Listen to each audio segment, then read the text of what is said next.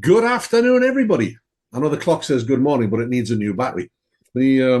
Welcome back. Another in the series that we've titled "Being Better," and obviously I'm here with the lovely Tell Lovely. with Always his lovely. nice hat on. And what we thought we'd do this time was tackle some questions that have been asked in between podcasts. So Terry's got some stuff that we're gonna some questions that he's been sent. We're gonna work our way through those. Okay. Just before we do start, I'm just going to mention it has been a few months between episodes. That's on me, not Bob. Obviously, I know you guys are aware, but we've moved into, well, not we haven't moved into a new flat, Bob. I've moved into a new flat, and it's taken a while to get rid of some. You and Spider-Man. Me and Spider-Man. Oh, it's Deadpool, is that? It's not Spider-Man. What's Deadpool? Is it all right? Yeah, I've got Wolverine down here and like Spock up there and all sorts of stuff. And if you're listening to this rather than watching the video, you're missing out. I did get a question, and also I know I threw one to you as well. But I'm going to read through this. It's a little bit long, but I think it's right to read through the whole thing. So bear with me. It says, and I'm not going to name it because she didn't say I could. I did check, but it did say, got a question for Bob. How can I help someone manage/change their attitude towards risk and safety? The reason I ask is I have a student who, although I think knows and understands risk and dangers, doesn't seem to accept he needs to react to them and keep everyone safe. For example, we were on the motorway following a car that was too close to the lorry in front. He saw no problem as statistically the lorry wasn't likely to crash, so the car would be fine. No amount of me presenting various what-ifs to him made any difference to his thinking. Similar, he sees no problem with going a few miles an hour over the speed limit as he's unlikely to get caught. My personal favourite of his, though, is when discussing a small child getting out of a car into the road unsupervised. He saw no problem because I was going slow enough, and she would be in a pretty stupid 3-year-old if she ran out in front of me. He wasn't going slow enough. Do we know any intelligent 3-year-olds? Or did I breed a different type of human? My niece was pretty sharp at that age, actually. But that was more just wrapping me around the finger. But yes, did carry on. He wasn't going slow enough, and I had to intervene. When I asked him why he thought I did that, he said I overreacted. I'm getting really deflated with constantly trying to get him to look at things differently and running out of ideas. He comes across as selfish. He will only react if he thinks he's in danger, if that makes any sense. Then she just said words to me. So, that was kind of it. How can we... was the question. Can you just read that last sentence? Sorry. He's selfish.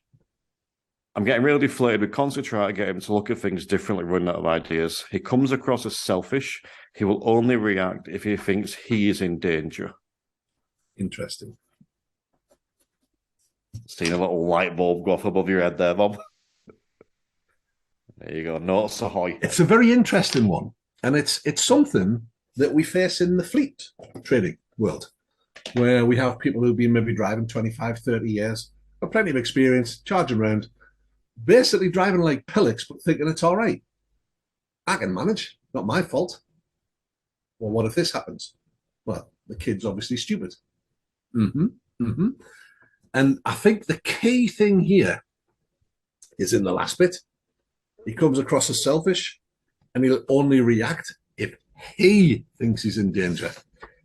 When we got to this top, the question was, he knows and understands about safety. Does he?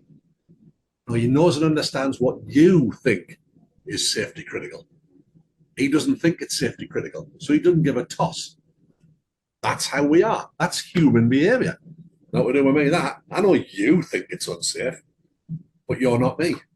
I don't think it's unsafe. He's not going to say that, but that's happening inside his head. And this is where it happens.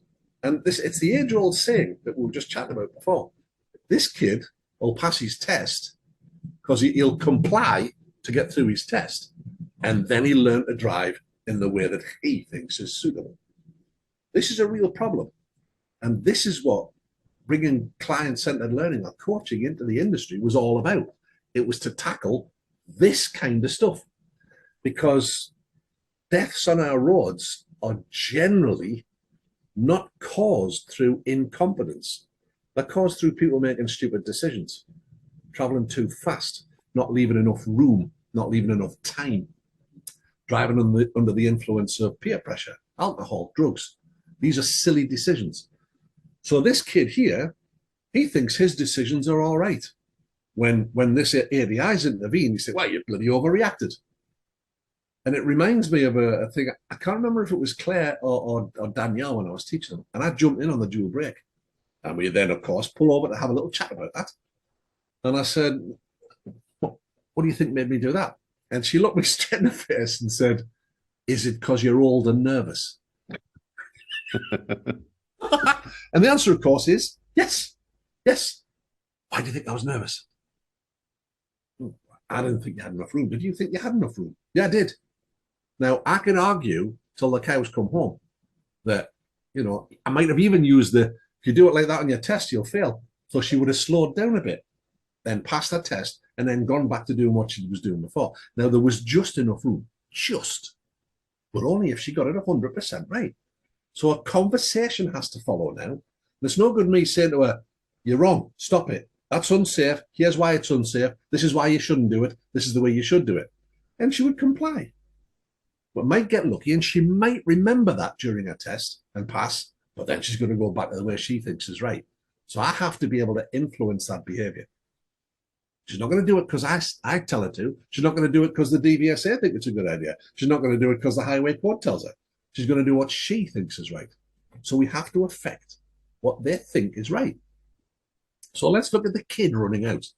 Well, I'm traveling slow enough. You know, I can stop. My reactions are super quick. You know, I'm Deadpool. He's in the background for those of you who can't see. So that's great. Okay. It'll be a really stupid 3-year-old. Okay. Let's imagine this 3-year-old is stupid. What happens now? Well, they get run over. Well, that'll be their fault. Yeah, you're probably right. Or the parents' fault for not supervising them.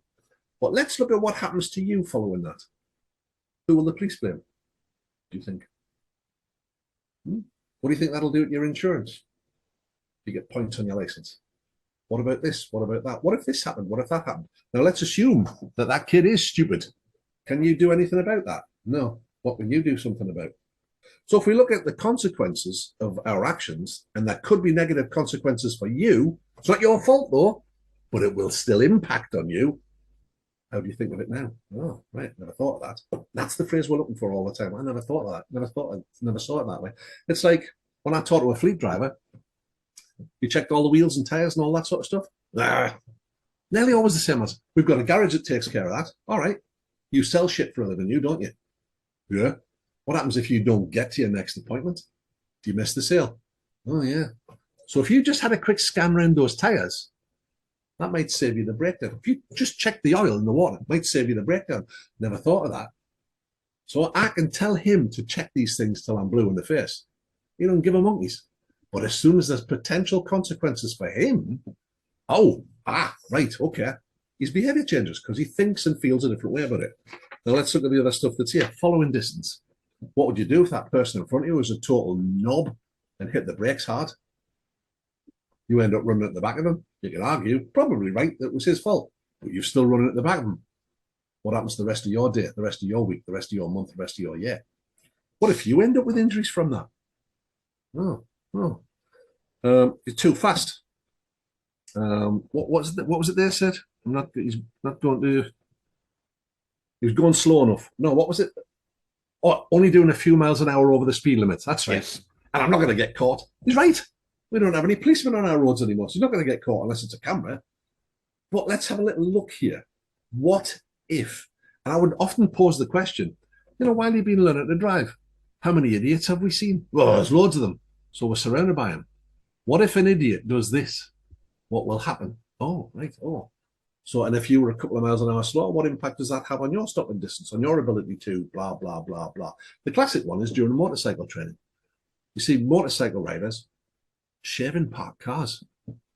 Now, if you do that in a car, you might break a mirror, you might scrape some paint. You do that on a motorbike and somebody opens that door and that hits your knee, you're in a wheelchair the rest of your life.